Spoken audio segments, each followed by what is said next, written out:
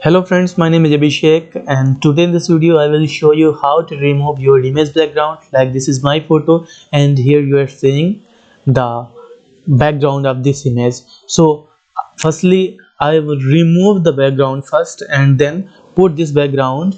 So this is actually very easy and I have taken this picture at my workplace. So you just have to type on Google change background. Like you type their change background, the first website will be reflected of remove VG, remove background. So you just have to click there.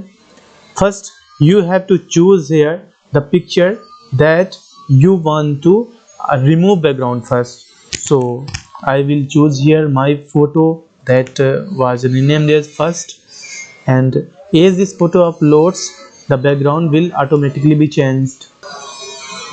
So this is the image, the photo has been reloaded here and you can see the background is also cleared. So you want to change the background with the second photo that I mentioned there. So here you have to select the second picture and you can see that this is the background that I had taken with my mobile phone. So friends, this is the way you can change your image background uh, in few seconds. And hope friends you like this video. If you want to download or share this photo to anyone, you just can download directly or share from here. Thank you guys.